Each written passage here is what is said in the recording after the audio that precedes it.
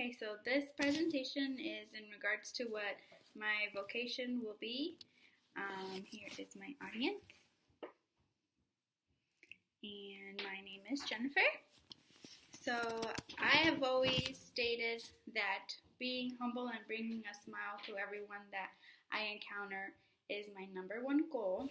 I feel that spreading happiness is very important spreading happiness is very important to both sides, as both sides will benefit.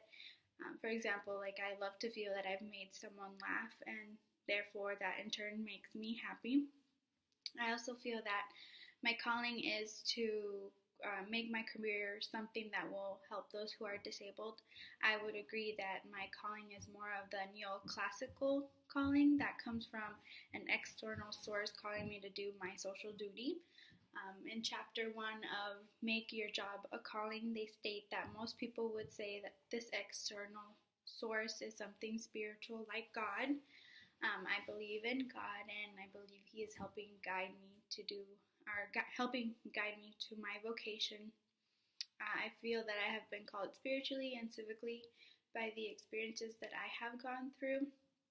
Growing up, I was not very spiritual, but as I got older and became a Seventh-day Adventist, I realized that I wanted to be more in tune with what God wanted me, or what God wanted in my life.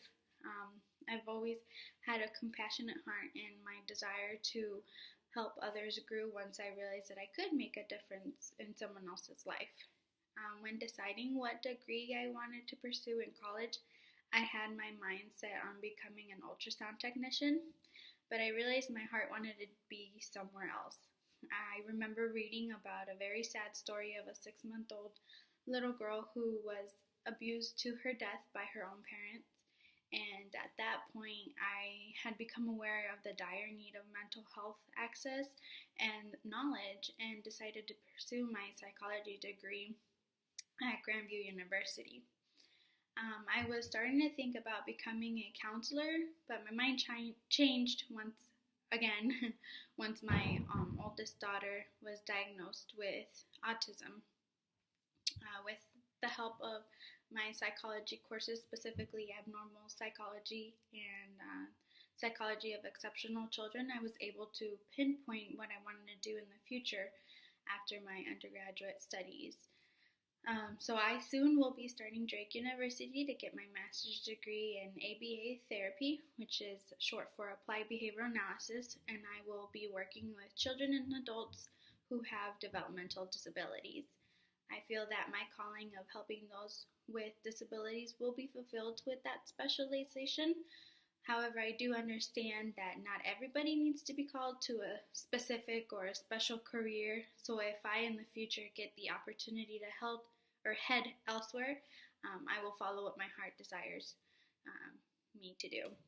And I know in the end that I want to be someone who helps children, just like my role model, Selena Quintanilla, did. She was able to do what she loved as a singer, songwriter, fashion designer, model, and spokeswoman, and at the same time was able to speak for kids and for kids to stay in school. And although what she did is a little different than what I want to do, we both want to help children, or she helped children. She passed away. So I admire her for being humble, genuine, kind, and always caring about others. And I will end with reinstating my mission statement, which is to be humble and bring a smile to every person I encounter.